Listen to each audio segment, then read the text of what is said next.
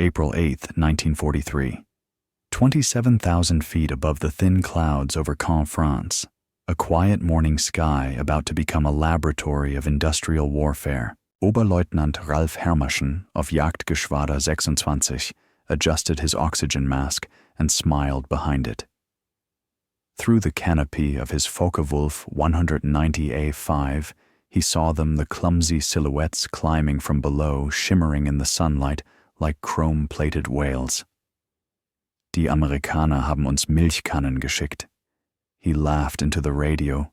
The Americans have sent us flying milk bottles. The voice of a confident ace, a veteran of more than 200 sorties over Europe and the Channel, mocking what he saw as the folly of American design. Below 16 Republic P-47C Thunderbolts of the U.S. 4th Fighter Group climbed toward his formation. Their engines' massive Pratt Whitney R-2800 double wasps roared in synchrony, struggling against the burden of 7 tons of metal and fuel. To the Germans, they looked absurd, overweight, sluggish, unrefined. A far cry from the elegant Spitfires or the razor-sleek Messerschmitts and Focke-Wulfs that defined European air superiority. And yet those milk bottles would within 18 months dismantle the Luftwaffe's fighter arm, not through agility or finesse, but through the merciless arithmetic of production engineering and endurance. Each Thunderbolt carried 8 Browning 50 caliber machine guns, 4 per wing, firing 6,000 rounds per minute. In those broad, rugged wings lay a kind of mathematical inevitability. 400 rounds of high-velocity ammunition, each bullet a half-inch of copper-jacketed steel capable of slicing through an aircraft's armor and fuel lines in seconds. It was not art. It was physics. That morning, the sky over France became a proving ground for 2 opposing philosophies of war. The German ideal of precision lightweight interceptors, honed and balanced, designed for expert pilots, against the American vision of industrial strength and survivability. The P-47 was not meant to dance. It was built to endure. Major Don Blakesley, commander of the 335th Fighter Squadron, was leading that first American formation. A former RAF Eagle Squadron veteran, Blakesley understood what his younger pilots didn't yet grasp, that dogfighting was no longer the art of graceful maneuvering it had been in 1918. The new war was about energy, altitude, and firepower, and above all, survival. Forget turning with them, he told his men. You fight with your horsepower. At 27,000 feet, that philosophy would be tested. The Luftwaffe veterans circling above them, men forged in the skies of Britain and the steppes of Russia, had more than 1,000 combat missions between them. The Americans had 0. The encounter was swift and brutal. The P-47s lumbered upward, their engines thundering in labor. The Germans dove from the sun, attacking in disciplined pairs. To the watching ground controllers, it seemed a slaughter, another confirmation of Luftwaffe superiority. But buried beneath those early defeats was a detail few noticed. The Thunderbolts that were shot down took far more punishment than any Spitfire, Mustang, or Messerschmitt could have survived. One pilot's aircraft returned to base with 200 bullet holes, several cannon impacts, and half its control surfaces shredded, yet it still landed safely. Mechanics who inspected it were stunned. The engine had lost 3 cylinders. The oil system had been punctured. The elevator cables were frayed to threads. And still, the plane flew. That was the first hint that the Americans had built something fundamentally new, a fighter that traded fragility for brute survival. The P-47 had been born not from elegance, but from urgency. In June 1940, as the Luftwaffe crushed France and bombed Britain, U.S. engineers at Republic Aviation received orders from the Army Air Corps build a high-altitude interceptor capable of matching anything Germany had. Alexander Kartveli, a Georgian-born engineer with a taste for big ideas and bigger engines, delivered an audacious answer. It will be a dinosaur, he warned his team, but a dinosaur with good proportions. The prototype, XP-47B, took flight on May 6, 1941, and instantly defied expectations. It was huge, nearly 20 feet long with a 9-ton gross weight. Its heart, the 18-cylinder Pratt Whitney R-2800 double wasp, delivered 2,000 horsepower. But the secret weapon was its turbo supercharger, a complex labyrinth of ducts and pipes that looped through the rear fuselage like the veins of a mechanical organism. It allowed the engine to breathe at 27,000 feet, as though it were at sea level, something no German engine could do. To skeptics, it was absurd. To Kartveli, it was genius. Test pilots who climbed into the cockpit were incredulous. "You expect this thing to fly?" one asked. It did like a thunderclap. Once airborne, the massive plane felt paradoxically stable, almost regal. At high altitude, it could maintain power long after lighter fighters gasped for air. But taming the Thunderbolt came at a price. Between late 1942 and early 1943, the 56th Fighter Group lost 41 aircraft and 18 pilots in training accidents. The plane's torque could flip it on takeoff. In dives, its controls froze from compressibility, a phenomenon still poorly understood at the time. To many, the P-47 seemed as deadly to its own pilots as to the enemy. Then something changed. Those who mastered it began to glimpse its potential. "It's like strapping yourself to a locomotive," said Lieutenant Robert S. Johnson, a 22-year-old Oklahoman who would go on to become one of America's leading aces. "You don't fly it, you aim it." By spring 1943, that aim was beginning to matter. Each P-47 carried a warload heavier than a World War I bomber, and its radial engine could shrug off damage that would kill any liquid-cooled fighter. Pilots learned that in a dive, the plane became unstoppable gravity and horsepower, combining into a force no German pilot could match. Still on that April morning, the Thunderbolt was unproven, its tactics undeveloped, its reputation uncertain. The Germans saw it as a curiosity, another product of American excess. They didn't yet realize that those ungainly machines represented something far more terrifying than a new aircraft. They represented the full arrival of America's industrial system of war, a system that could replace every loss, outproduce every rival, and evolve faster than the enemy could adapt. In the months to come, that system would take the laughter of the Luftwaffe and turn it into silence. The age of the lightweight dogfighter was ending. The era of the industrial juggernaut had begun. The early months of 1943 became an education written in smoke and wreckage. For every Thunderbolt that returned to England, riddled with holes, another fell burning into the Channel. Luftwaffe commanders considered the aircraft a gift, a slow, oversized target that offered easy victories. To German aces like Josef Pips Priller, who had survived years of air combat from Dunkirk to Stalingrad, the P-47 was little more than a flying factory product. "It flies like a truck," Priller reported to his superiors, "turns like a freight train, climbs like a pregnant cow." In the first 30 days of combat, the statistics seemed to prove him right. 14 Thunderbolts lost for 3 confirmed kills. For a nation that believed it had entered the war with the best trained pilots in the world, it was a humiliating debut. British observers flying nearby in sleek Spitfires murmured politely, but inwardly rolled their eyes. One RAF veteran joked, "The only escape maneuver in a P-47 is to unstrap and run around the cockpit."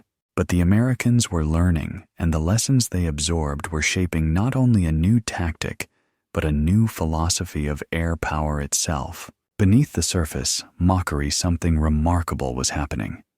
Ground crews began to notice that damaged Thunderbolts were coming back from missions that should have been fatal. Engines torn open by cannon shells kept running.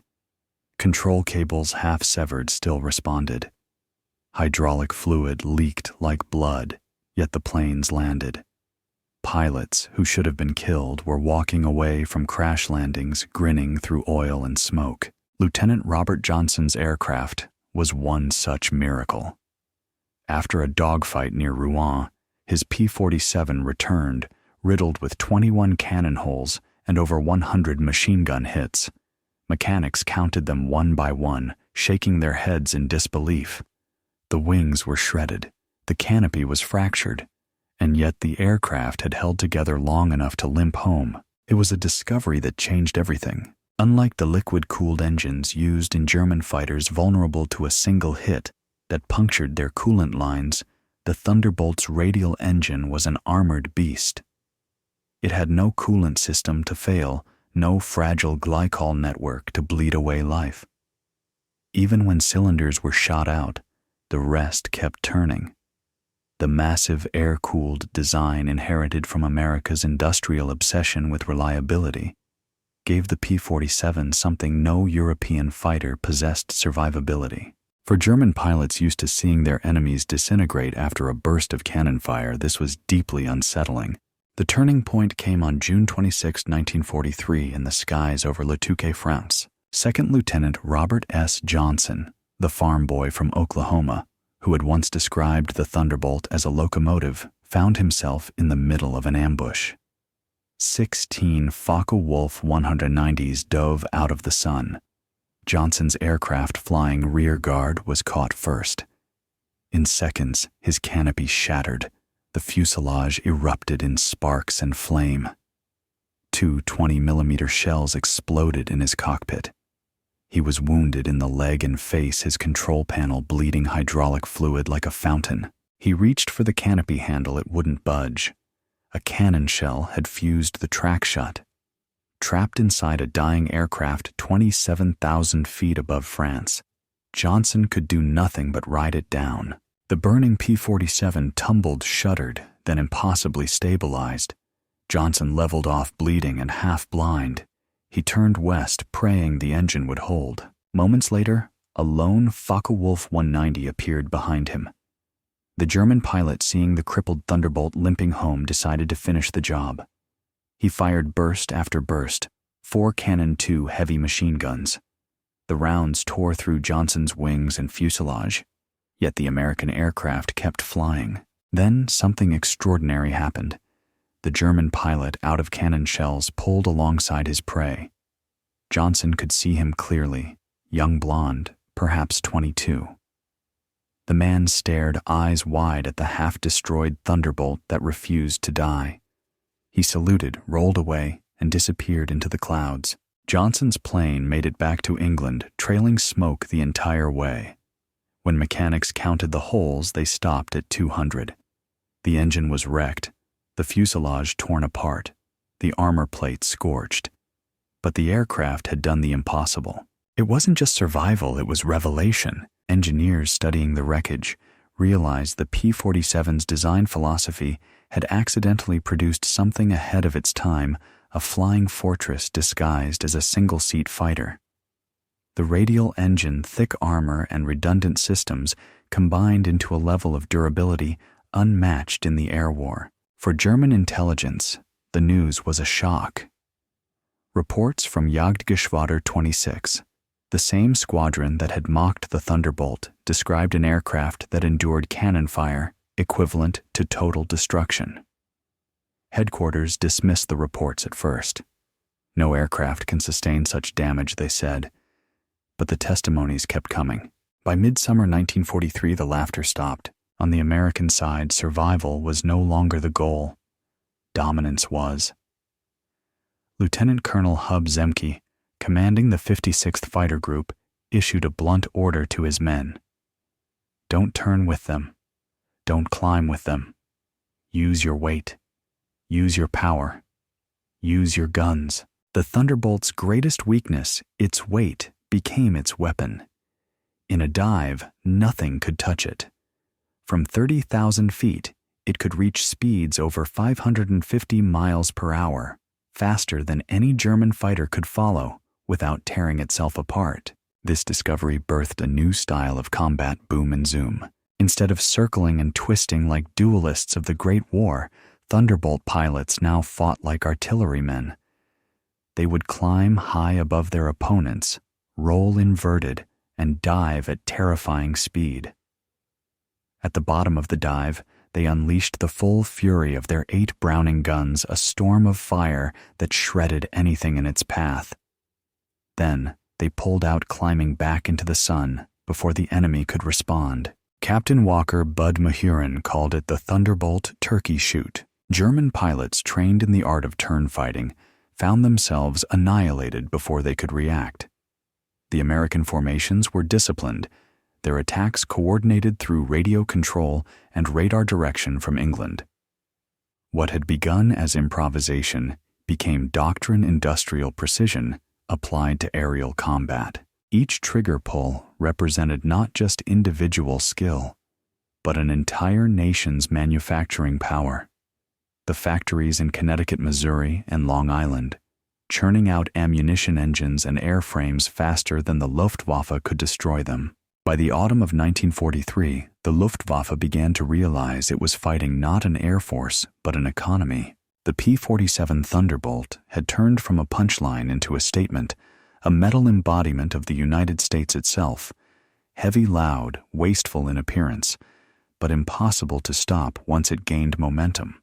The sky over Europe would never look the same again. By the summer of 1943, the laughter had vanished from German radio chatter. What began as mockery had turned into uneasy respect. Luftwaffe pilots could no longer pretend that the massive American fighter was an easy target. Each encounter was teaching them a brutal new truth. The P-47 might not be graceful, but it was invincible. Reports from German field units told of Thunderbolts absorbing hit after hit, engines smoking, wings shredded, yet somehow they always managed to limp back across the channel. The new American fighter, one Luftwaffe officer wrote, is too heavy to fall. That was not sarcasm. It was alarm. The shift in air power philosophy was now irreversible. The old European idea of the fighter as a duelist's tool, a rapier for skilled hands, was being replaced by the American view of the fighter as a system of war, part weapon, part factory output, part flying tank. Each P-47 was the physical expression of an industrial empire. It took 13,000 machinists, technicians, and assembly workers at Republic Aviation's plants in Farmingdale, Long Island, and Evansville, Indiana, to keep Thunderbolts rolling off the line at the rate of 1 per hour. The engine alone, a Pratt Whitney R-2800, contained more than 2,400 precision-machined components, and behind those numbers lay the deeper truth of 1943. America had solved the problem of scale. While Germany struggled to replace lost aircraft, the United States was producing them faster than pilots could be trained to fly them. A single American assembly line could match the monthly output of the entire Focke-Wulf factory network. Quantity was becoming a weapon, and the Thunderbolt was its messenger. The day the Luftwaffe truly understood that came on August 17, 1943, during the famous Schweinfurt-Regensburg raid. It was the deepest penetration into Germany, yet attempted 376 B-17 flying fortresses, striking the heart of the Reich's ball-bearing and aircraft production network. Major David Schilling, leading the 62nd Fighter Squadron of the 56th Fighter Group, was one of the men tasked with escorting the bombers as far as their limited range allowed. When he spotted a formation of twin-engine Messerschmitt Bf-110 Zerstörer fighters maneuvering to attack the bombers, he didn't hesitate. "Let's go to work," he radioed. The Thunderbolts rolled into a near-vertical dive from 28,000 feet, the sun glinting off their metal skins as they plummeted toward the German formation. At 500 miles per hour, the 8 Brownings in each wing erupted streams of tracer fire so dense that one Luftwaffe gunner later said it looked like a wall of molten light. One Bf-110 simply disintegrated. Another caught fire the wings, separating cleanly from the fuselage. Schilling's flight destroyed 8 heavy fighters in less than a minute. German survivors who parachuted from the wreckage described the sound as like God tearing the sky open. For the first time, Luftwaffe crews began calling the American fighter Donnerschlag Thunderclap. Behind those victories was not luck or heroism, but math. Each Thunderbolt's 8 Browning M2 machine guns could fire roughly 100 bullets per second, creating a convergence zone at 300 yards that turned the air in front of them into a lethal grid. A German pilot entering that grid had less than half a second to react before being hit by 20 or 30 rounds. It wasn't artistry, it was industrial geometry. Even the ammunition itself spoke to the difference between American and German thinking. The U.S. had standardized on a powerful mix of armor-piercing incendiary and tracer rounds designed to ignite fuel tanks and detonate ammunition stores. German cannons, limited by smaller magazine capacity, relied on fewer, heavier shells. The Americans bet on probability. The result was annihilation. Lieutenant Colonel Francis Gabby Gabreski, who would later become America's top ace in Europe, described it bluntly. When you hit them with all 8, they don't just go down, they vanish. I've seen fighters literally break in half. One burst and it's over. The Luftwaffe's answer was predictable: climb higher. Fight where the heavy American planes couldn't follow. But they soon discovered that the Thunderbolt was just as deadly up there. The turbo-supercharged double Wasp engine allowed the P-47 to maintain full power at 30,000 feet, an altitude where most German engines gasped for oxygen. Pilots who had once dismissed the Thunderbolt as a slow target now found it diving out of the sun at supersonic edge speeds. On October 8, 1943, one of Germany's top aces, Oberleutnant Hans Philipp, 206 victories, led his Focke-Wulf squadron against B-17s near Bremen. When the American escort of P-47s appeared above them, Philipp tried to outclimb the attack. His engine, starved of oxygen, stalled. Moments later, a Thunderbolt flown by Robert Johnson opened fire at 300 yards. Philipp's aircraft exploded mid-air. His death sent shockwaves through the Luftwaffe. If Hans Philipp, hero of the Eastern Front, could be shot down by one of those flying pigs, then no one was safe. By the end of 1943, the Thunderbolt was no longer a curiosity. It was a symbol of despair. German pilots spoke of it in the same hushed tone they once reserved for the RAF's Spitfire, and on the Allied side, confidence was rising fast. A new variant, the P-47D-22, began arriving in England that winter, fitted with a Hamilton standard paddle blade propeller. The difference was astonishing. The massive prop bit into the air with violent efficiency, improving climb rate by almost 40%, and turning the Thunderbolt into a predator. For the first time, the big American fighter could match German aircraft in vertical performance and surpass them in speed. Oberfeldwebel Heinrich Knoke, a German veteran with over 200 missions, described his first encounter with the new model in early 1944. We attacked them over Hanover, expecting to outclimb as usual. They turned and came up with us. Schmidt was hit in the first pass, his plane exploded. We called them pigs. Now they hunt us.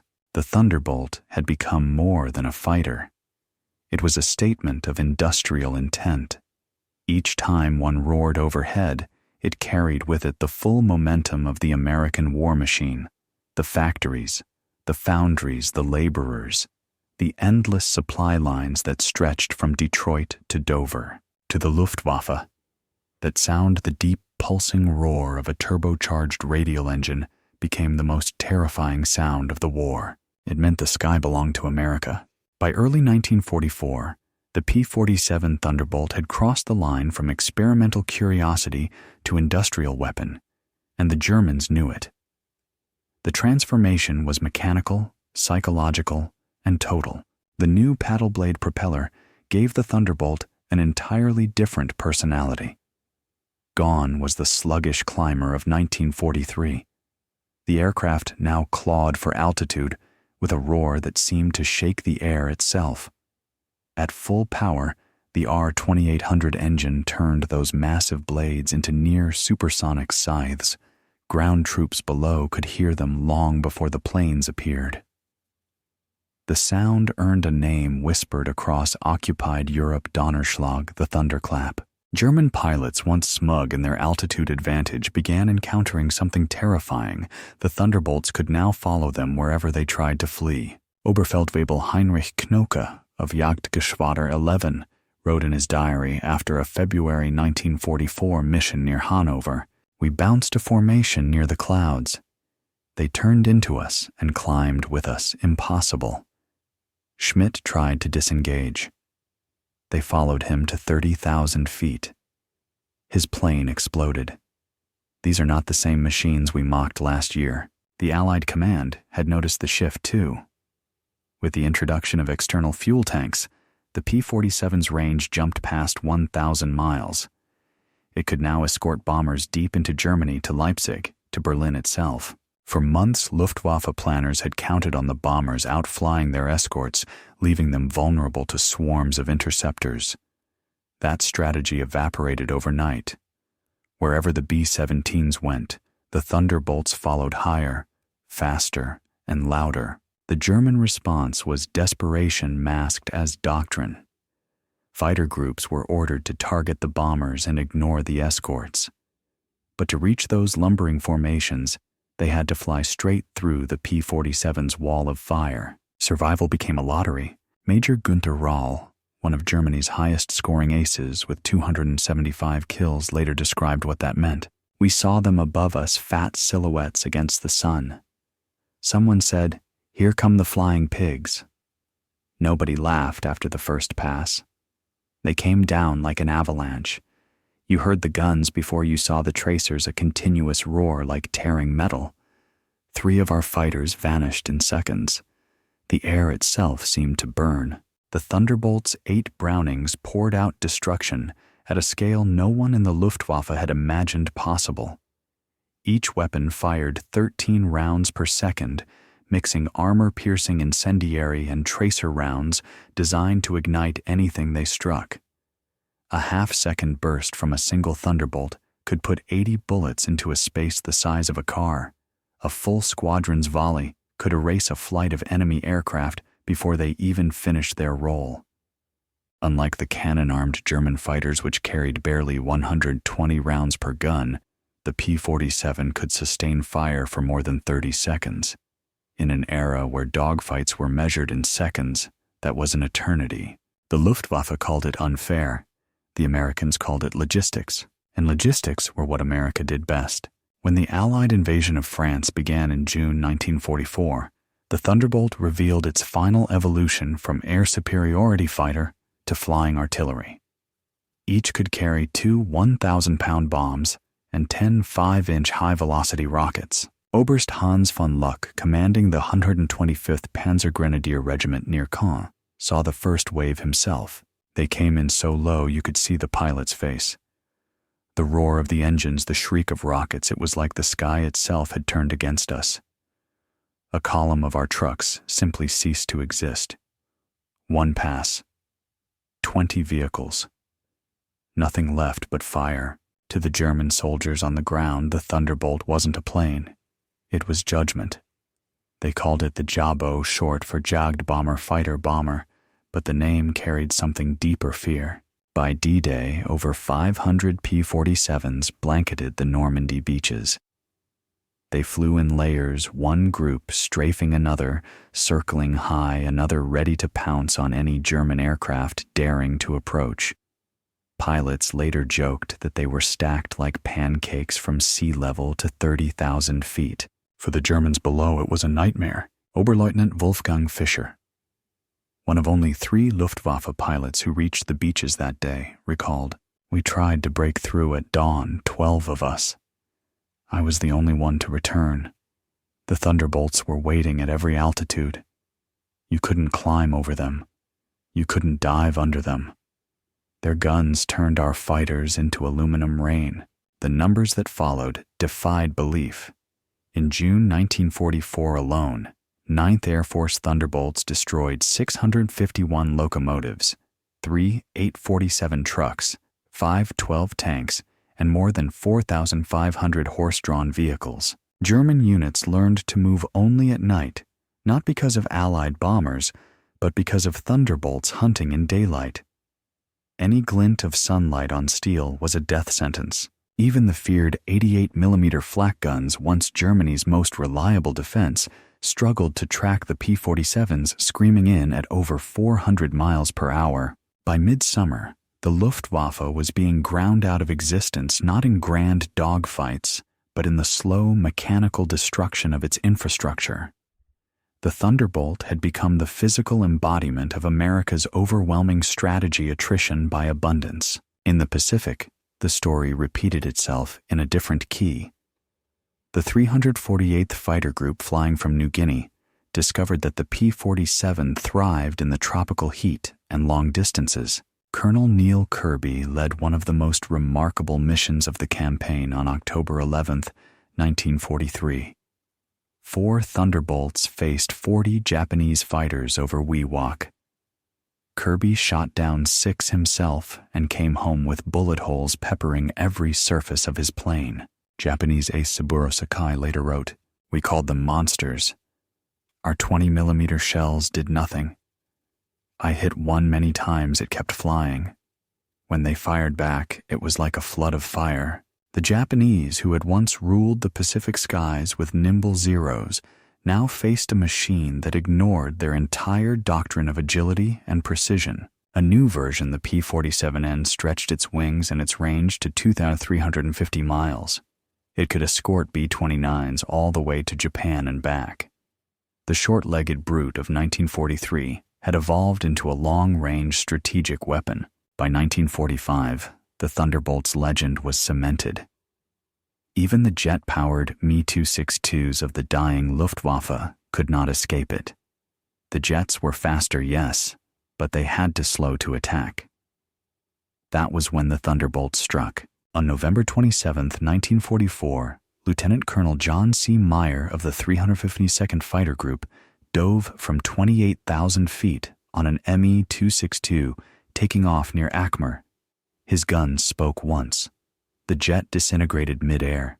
The enemy aircraft came apart like paper, his report read. That was the reality of the Thunderbolt. The sum of engineering production and persistence, the war machine that turned laughter into silence. By early 1945, the roar of the Thunderbolt had become the soundtrack of a dying Reich.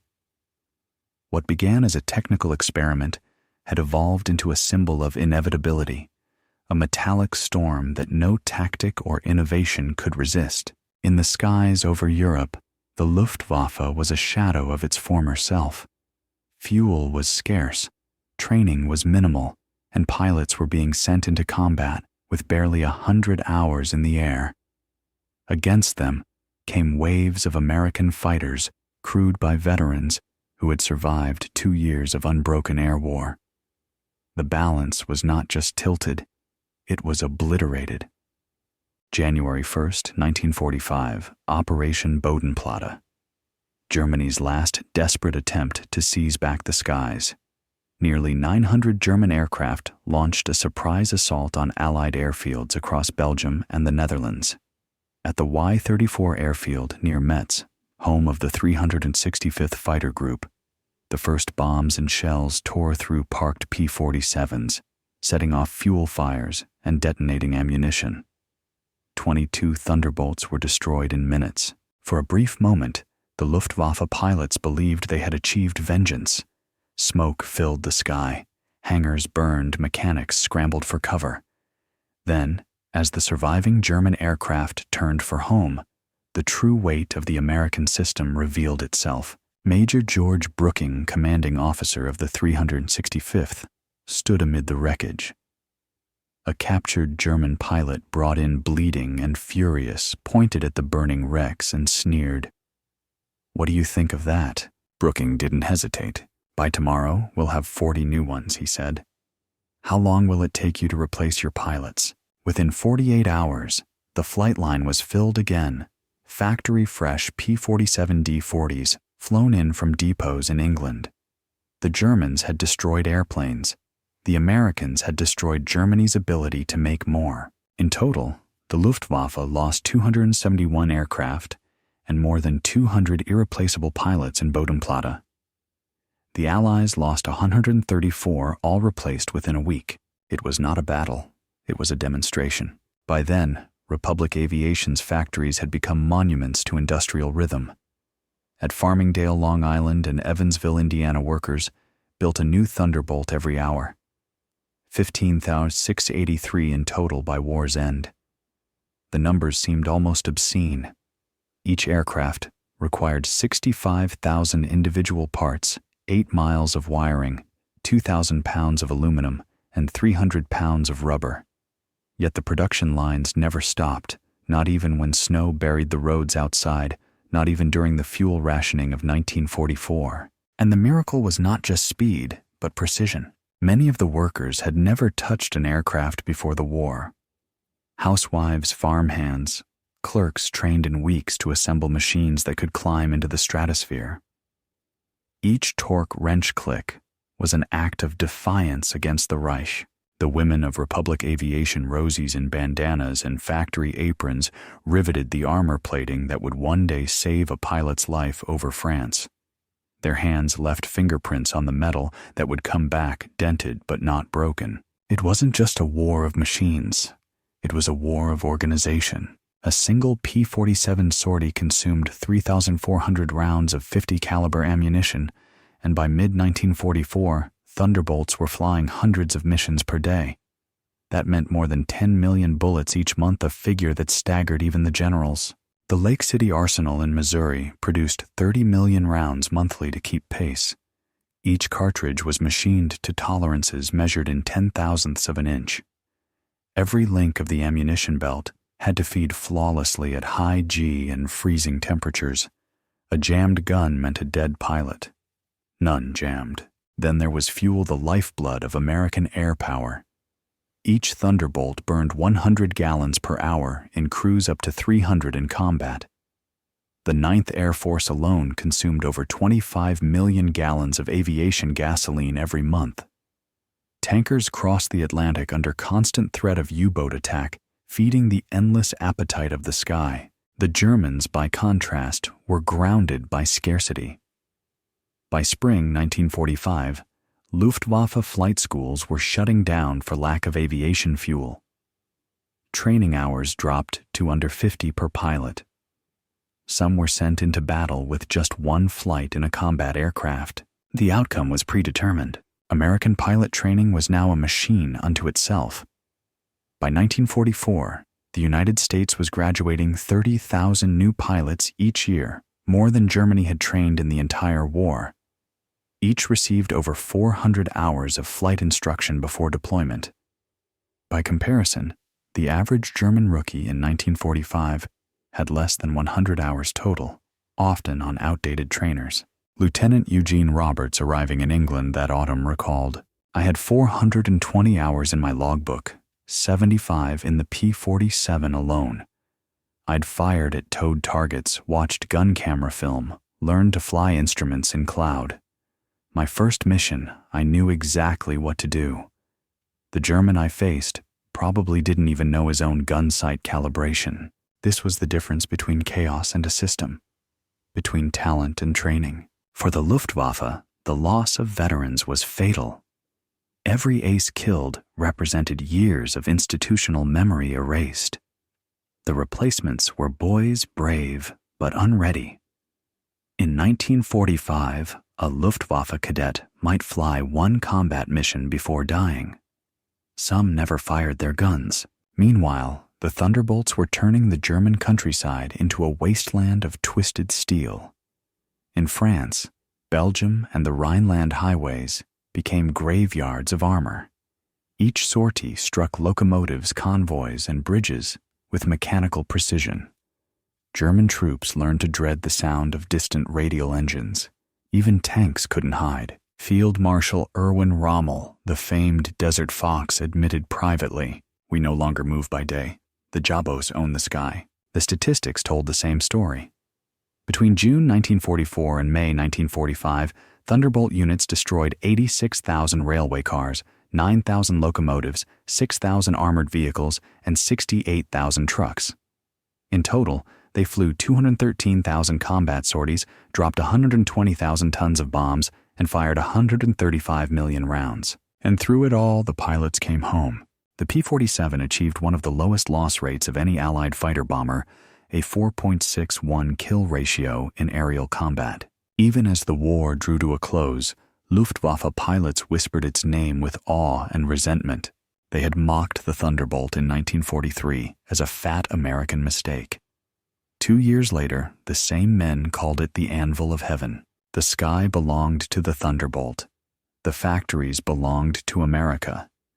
The war, by then, belonged to the future, and that future was built not on finesse or elegance, but on volume, endurance, and willpower. The Luftwaffe's laughter had long since fallen silent.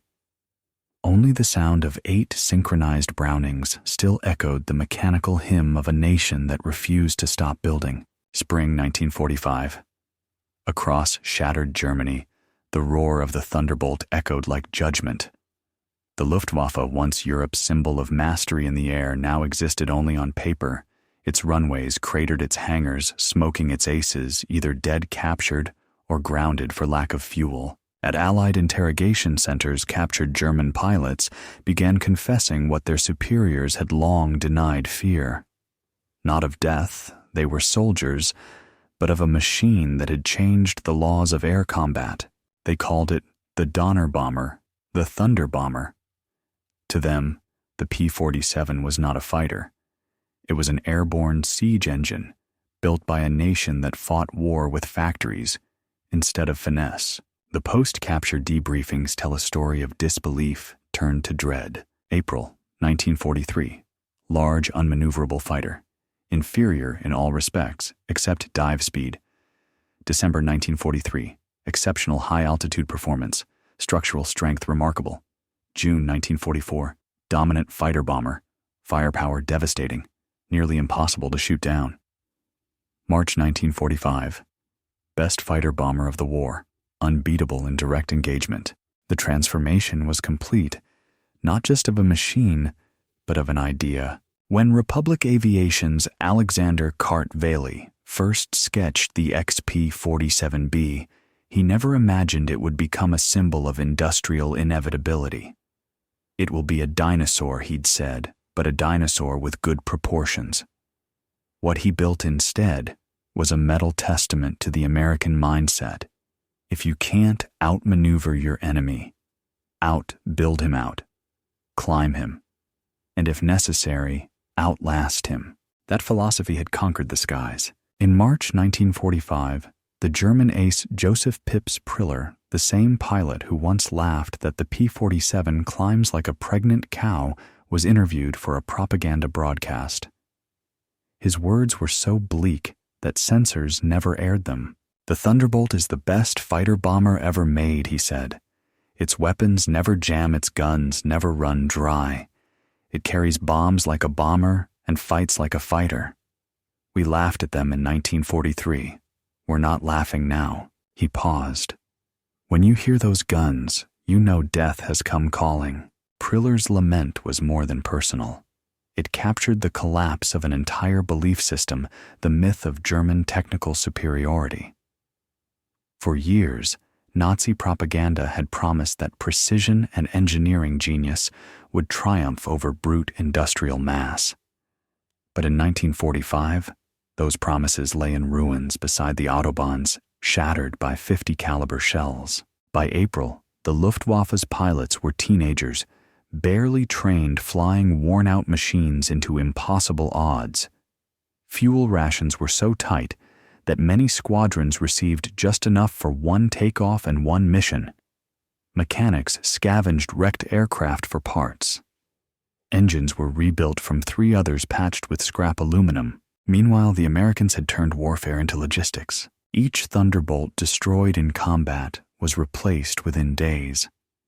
Each pilot lost was succeeded by another trained, under a system that no nation on Earth could match. At its peak, the U.S. Army Air Forces were graduating 1 new fighter pilot every 15 minutes. Where the Luftwaffe relied on dwindling experience, America relied on infrastructure a network of airfields, depots, and supply ships that could move parts, planes, and men halfway around the world before a German unit could even refuel. War had become a process, not a duel. For the Germans who survived, the experience was psychological as much as physical. Medical records from the last months of the war describe a syndrome the doctors called Jabbo fever, fighter-bomber fever. Soldiers would break into sweats or tremble uncontrollably at the sound of distant engines. Field medics noted, upon hearing radial aircraft men dive for cover instinctively, even in absence of attack. Symptoms include accelerated heart rate, nausea, and panic. They weren't imagining it. In the last 11 months of the war, Thunderbolts flew over 210,000 combat sorties. In that time, they destroyed 7,000 German aircraft, half of them on the ground, and obliterated tens of thousands of vehicles. In June 1944 alone, the 9th Air Force's P-47s accounted for over 3,800 trucks and 500 tanks. Those numbers weren't just statistics. They were the sound of an army being erased. And yet perhaps the most haunting part of the Thunderbolt story wasn't its destructive power, but its humanity. Unlike the bomber crews raining death from 6 miles above Thunderbolt, pilots fought close enough to see faces, to watch enemy soldiers run, to see explosions bloom beneath them. Many returned home changed, carrying the paradox of fighting an enemy who could no longer fight back. Lieutenant Robert Johnson, by then a celebrated ace, confessed years later, "I used to think about the German pilots I shot down. They were good men doing their duty, just like us. The difference wasn't courage, it was capacity. We had everything. They had nothing left." That quiet observation captured the essence of the P-47's war. It wasn't a contest of skill. It was a demonstration of what an industrial democracy could unleash when pushed to the limit. By May 1945, when the last Luftwaffe aircraft were destroyed or grounded, even the German High Command acknowledged the inevitable. "We have lost the air," one report concluded. "The enemy builds faster than we can destroy." At the United States Air Force Museum today, a restored P-47D sits beneath soft lights, its aluminum skin polished to a mirror sheen. On the floor beside it, a small display case holds fragments of wreckage from German fighters, twisted aluminum burned cloth, a torn pilot glove. Above it hangs a quote from an unnamed Luftwaffe survivor taken from a 1945 interrogation. "We laughed when we first saw them fat, ugly American fighters that couldn't turn or climb. We stopped laughing when we realized they didn't need to. They just pointed those guns, and you ceased to exist." That sentence, more than any statistic, tells the story. The Thunderbolt was not elegance, it was inevitability. It entered war as a joke, and ended it as an instrument of extinction. The 8 synchronized Brownings that once roared over France became the rhythm of industrial warfare, the sound of a nation that learned how to mass-produce victory. And when the war ended, the engineers at Republic Aviation quietly dismantled their assembly lines. The factory that once built one plane every hour now built silence. But the echo of that silence carried a message that would define the next century. In modern war brilliance D's where production begins. The sky that once belonged to knights now belonged to engineers.